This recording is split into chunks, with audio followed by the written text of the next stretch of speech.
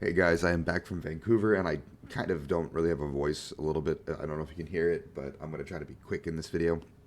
So if you guys don't have any videos from me this week, it might be because of this. I have a lot of things planned, but I don't know if I'll have a voice for much longer.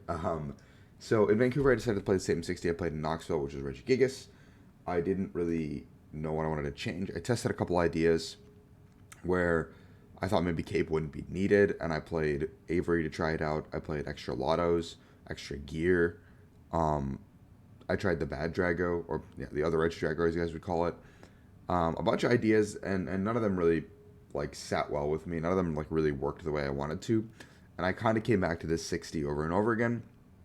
And I felt like I don't know, this was like the perfect 60 for me. Between Australia and Knoxville, I changed one card, and the deck has been performing excellent for me. I think over the course of 5 tournaments or 6 tournaments, I've changed like one or two cards every time. But the core list has been performing so well that I didn't really feel like changing any cards. So that was my logic. And if you guys want to know more about the Reg Gigas deck and matchups, please go watch the guide. I hope that helped a lot. I think the deck is still the most powerful deck in the format besides Lugia. So, yeah, I'm going to go through my matchups, and I did drop this tournament, so I want to talk about kind of my mental attitude going in and whatever. So, going into the tournament, I kind of didn't really want to be there, which is already a bad attitude to have, and a bad mental place to be going into a tournament. And, like, I was kind of like joking around that I didn't care if I did bad, but obviously I always still care a little bit. Um, I don't know. It was a lot. I just yeah. I'll talk about rounds. Round one I played against Abijah, and Abijah was playing Mew. Game one I bricked, lost in like 2 turns. I conceded, and my stomach wasn't feeling great. Also, so like immediately I wasn't like head wasn't in the game. Game two I beat Abijah. Game three it came down to Abijah lost loading 2 of my guys, but I was able to boss chain and stick a Genesect in the active, and Abijah did not have energies or anything left to retreat. But the problem was that I had my battle like he got lost owned, and I had less cards than Abijah, so I was always going to deck first, even if we Marnie chained or whatever. And Abijah, I think, could have judged me. I think he had one more judge. So I set up the perfect board that I needed to, but I unfortunately did not have enough cards, and that cost me the game. Maybe like putting a gift or something. Like I think there's some small stuff I could have done throughout the game that could have been a little bit different. But I think the big turn was when I like missed a net back on the guy that I put down. I think I had 3 nets in the deck when I researched. I missed, and I was like, "Oh no, this is so bad." So that sucked. Starting 0-1 against Abijah's Mew. Round two was against Henry, who was playing Lost Box um, with Amazing Kyogre. I remember game one. I just pretty much ran over Henry. It was pretty easy. And then game two, he set up the Amazing Kyogre, got the playoff, um, and then could not finish the game from there um, because like he was 1 turn short. I think like he needed to just pull back a Psychic Energy, and he would have been able to win with Sableye, and we would have tied for sure. But yeah, really cool that Henry was able to pull it back from an 0-2 start to make day two. So congratulations to him.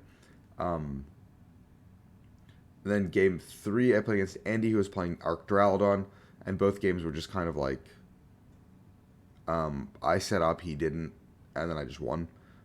Pretty uneventful, super early for me to jump into lunch. This was a round where it was like really weird because we got paired and then repaired and then into the same person, a lot of us, and it was like a 45-minute delay, which was crazy. Um, lot of stuff. I was already at this point like really hungry. My stomach was hurting, and I really just did not want to be there. Um, Round four, played against Cameron, a super nice guy.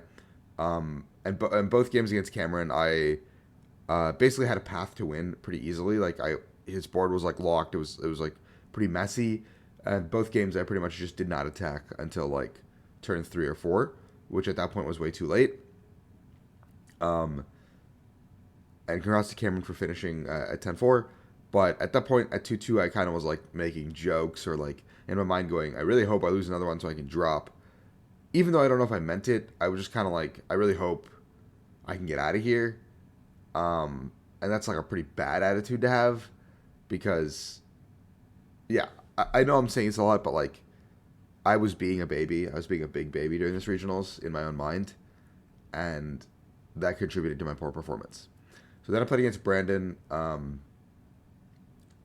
I just won. I don't actually remember what Brandon was playing. It was a blur at this point. Then I played against Caitlin. They were playing Lugia, and both games they prized Dunsparce, and I just ran over them. I thought they didn't play it after game one, and then game two they didn't get it again, and I was like, oh, they just don't play Dunsparce, but they had it prized apparently. So 4-2, I'm still like on the edge of points. I'm on the edge of doing well, I guess. Then I played against Christopher Veneer. Game one I lost. Game two I won. It's Lugia. And then game three, I make a pretty crucial misplay to lose. Whereas we're at the end game scenario where he goes down to 3 prizes by taking a knockout with Zard, and I have 2 remaining. I have 2 remaining. He has 2 remaining now, and I'm not able to path that turn. So Zard got a free attack off on me, meaning I think there was 5 energy left that he had access to, including a double turbo.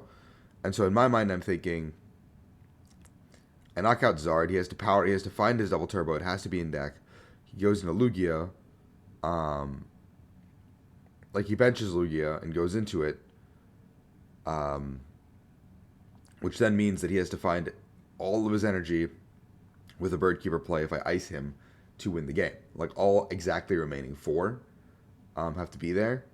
If he, or 5, sorry, like, I don't know. My thought process was bad, and what I should have done is throw a bad Aleki, pick up the boss, and then what happens there is, if he wants to attack that turn, he has to either have the Birdkeeper because his board was locked, or Excel the Double Turbo Retreat. Now, Excel Double Turbo Retreat, or have it raw in hand, actually, because if he doesn't get to attack with Lugia that turn, and the only thing he can attack with is Zard, because he only had 1 Archeops out. I killed the other one. And so it's pretty impossible for him to attack that turn, giving me a free turn to come back in, kill the Zard. Or if I don't want to kill the Zard, I can kill something else the following turn. And then set up a position where I checkmate him with boss, and his Lugia doesn't get to wall me with the Dunsparce and Manaphy and everything on the board. It was like Dunsparce, Manaphy, Pumpkaboo, Archeops, Lugia, Yveltal, I think, was on his bench. I don't really know. And then Zard. Like, that was the board. But I got greedy. I killed the Zard with my ice, and then he accelerates the baby Lugia on his bench, attaches, and then Marnies me. And then he is powerful, so he's able to take the knockout on my ice with Vacuum. Because I got cocky, and I was like, well, I can just attack with Cape. And then his hand was like Vacuum, attack.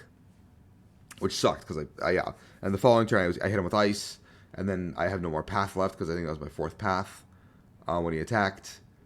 And he goes Luminion for Birdkeeper, last energy, or second to last energy, Birdkeeper, retreat, attack game. And I was like, that sucks. I messed that up. And that kind of ate at me. Like, I was pretty upset that I made a mistake that's so simple in my mind. Obviously a little bit deeper and more complex if you're watching the game or in the game at the moment. But for me, I was like, I played Reggie so much, like I should know that line. That should be such an easy play. And then round 8, playing against Elias. Game 1, my head just was not in the game. Elias was playing Gudra, so technically just a really bad matchup anyway. And game 1, I was winning against Elias, and then he said, I'm going to scoop it up, referring to the comfy, and I thought he meant scoop the game, and my head just wasn't in it, so I just picked up my cards, and Elias just like looked at me, and I was like, oh, dude, this is... And I just conceded the game. And then game 2, we're setting up, and I think Elias got a turn 2 Gudra attack, and I just conceded the set. Like, I wasn't there, I wasn't fully present, I, like, played super bad in round 7, in my opinion. And I think all of my losses could have been changed, actually, besides the break against Abijah. Like, I think everything else was, like, winnable. I think I, like, literally made mistakes in all of those games that I wouldn't have if I was in the zone or in the tournament. But, you know, lessons are learned. A very expensive lesson to be going all the way to Vancouver to do this. But I think Reggie is still one of the best decks in the format. If you're going to Fort Wayne or Charlotte, please learn it. Please become comfortable with it. It's a very good deck. I'll be at Charlotte, no Fort Wayne. Sorry for rambling. Thank you for watching. I hope you guys enjoyed. Peace out, guys.